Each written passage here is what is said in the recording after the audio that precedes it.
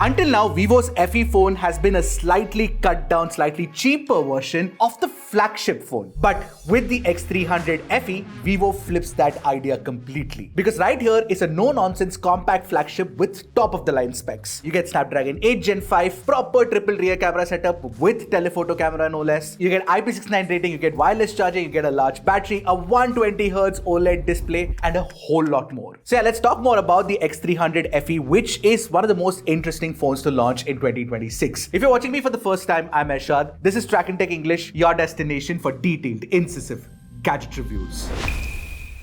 Now, I want to start with the most striking evolution from its predecessor. It has to be the design. It's quite an upgrade, and in my opinion, the X300 FE has to be the most aesthetically pleasing compact smartphone in the market right now. Firstly, the camera module looks super sleek, super premium, and it sits on this nice little island bar at the top. Looks pretty cool. And more importantly, this size is just perfect for one-handed usage, and you also get a very premium aluminum railing as well. Also, it's just 7.9 millimeters thick. Basically, it's a premium, lovely finished compact phone. Now, this is the urban olive variant of the phone, and it's a green color, and I love this color more than the other two colors that are available. So basically, you've got a Noir black option and a lilac purple option as well. But I must mention this, it's not glass at the back. It's a fiberglass back with a metal sand anti-glare coating, so when the light hits it, there is absolutely no reflection. But if you're asking me if I missed glass, then definitely during my usage, not. Primarily because it still feels very premium, and more importantly, it helps keep the weight low. I don't think it's a reason for complaint at all. Now, as for durability, you get short sensation core on the display. You also get IP69 rating as well. Now, talking about the display, it's a 6.31 inch display, the perfect Goldilocks size. And apart from that, it's a 1.5K AMOLED panel with 120Hz refresh rate and a peak brightness of 5000 nits. It also has the SGS blue light certification for improved eye comfort if you're looking at the screen for a long time. Now, if you take a look at the bezels, it has ultra slim bezels, which is rare for a device that is this compact, by the way. And of course, you do get HDR support on both Netflix and YouTube. And when we checked videos on this, the HDR gradation has been done well. And when you switch to the professional color mode, you will notice that the colors are pretty close to accurate. And to close out the multimedia experience, the speakers, despite being inside a small physical space, have been tuned well. They do sound good. Take a listen to it for yourself and let me know what you guys think in the comments.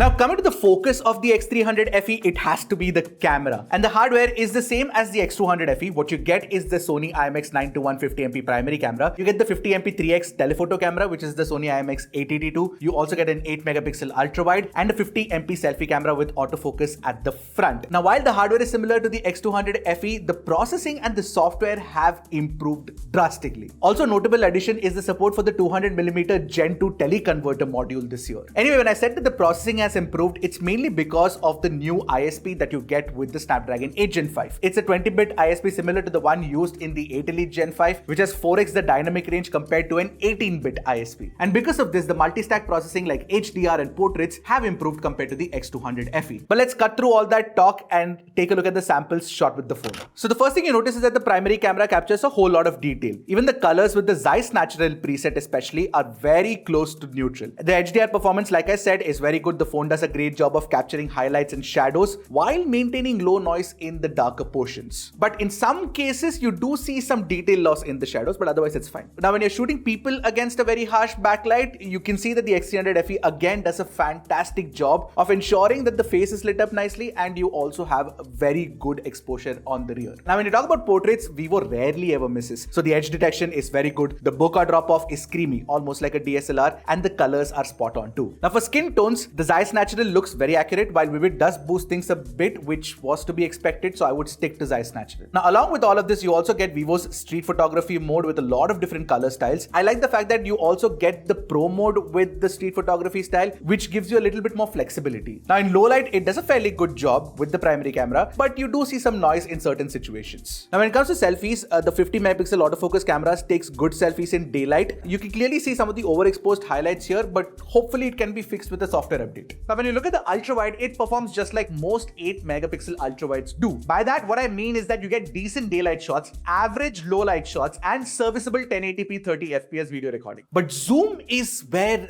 the phone gets a lot of fun. See, by default, you can do 3x or 73mm captures, up to 6x or 146mm captures, and the image quality is great. In fact, even at 10x, I can work with the kind of shots that we've taken here. Beyond that, however, AI takes over and the image looks a little too heavily processed. And that's where the teleconverter module comes in handy. Because you can immediately add 200mm to the already available 73mm and increase the reach. Even up to 400mm, which is basically like a 2x crop, the images look fantastic. And since the phone has such a tiny footprint, adding that teleconverter module didn't add too much weight or it didn't feel cumbersome at all. So actually walking around with it in the street and shooting with it felt more comfortable than the X300 Ultra, by the way. Now finally, talking about video, you can shoot 8K 30 FPS with the main camera, which I kind of like. You also get 4K 120 FPS, which is nice too. The stabilization is good, the picture quality is good, even the dynamic range is nice. By the way, if you want to get the best quality video, go into the settings and switch on the high bitrate video option. So it bumps up from 8 Mbps to 24 Mbps. Anyway, even with the 3x camera and the selfie camera, you can shoot 4K 60 FPS video. And we're showing it to you on screen right now. It looks pretty good. Overall, despite being a compact phone and using the same hardware as the X200 FE, I still feel like the X300 FE's camera performance has improved and it's a strong highlight for the phone. Alright, like I promised, let's talk a little bit in detail about the Snapdragon 8 Gen 5 performance that you get with the X300 FE. Now, for those who don't know, the Snapdragon 8 Gen 5 uses a Qualcomm Orion CPU and has a peak of 3.8 GHz. Along with 12GB of LPDDR5X RAM and 512GB of UFS 4.1 storage, you will have no problems with daily performance for sure. I mean, in our testing, we didn't notice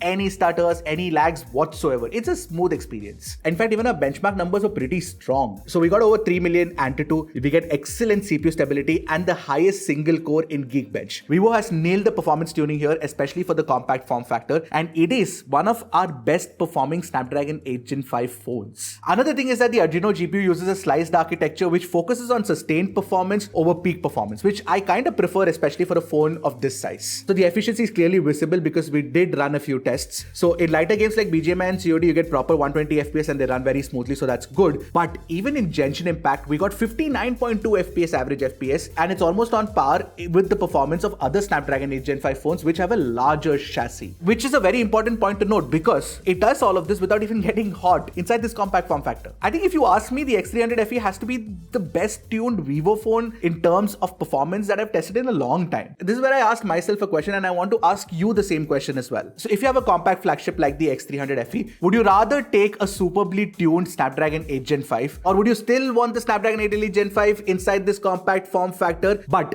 it would be throttled and won't give you sustained performance? So what would you pick? I'd pick the former, and this is what happens when you start testing phones in detail. It gives you such added perspective, you know. Now for the battery, you get a 6500 mAh battery with 90 watt wired charging support and 40 watt wireless charging support as well. During testing, we averaged about 6 hours of screen on time, but this is just the initial run, so we have to test it in detail. So stay tuned for our, long-term review, which I'm sure we should do for this phone. What do you guys think? Let me know in the comments. Alright, now talking about the software, the phone runs on Origin OS 6 based on Android 16, and I love the fact that Vivo is actually promising 5 years of software updates and 7 years of security updates. Now, of course, with Origin OS 6, you get the full suite of features. You get Origin Island, you get AI tools, Office Kit, one-tap transfer, and more importantly, the very new shake and share feature. Basically, it's been introduced to the X300 Ultra and the X300 FE. If you shake both the phones at the same time, they sort of connect and share files. While the software is fluid, I do have a few complaints.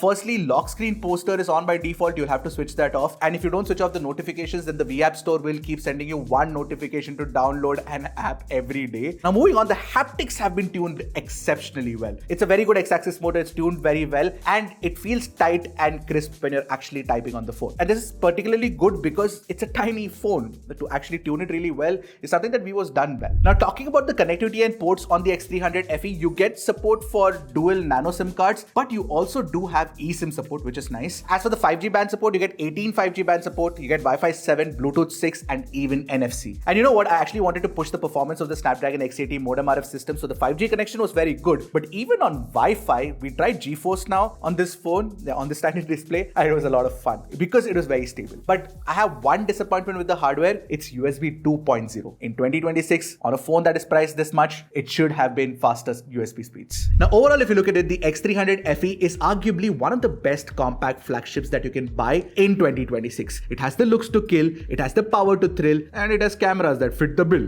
I think I should stop now. Anyway, the pricing of the phone reflects the current state of the market, and I'm sure that you have very strong opinions about it. So I really want to know what your opinions are in the comment section. And I'll see you guys in the next one. Until then, keep tracking. Stay safe.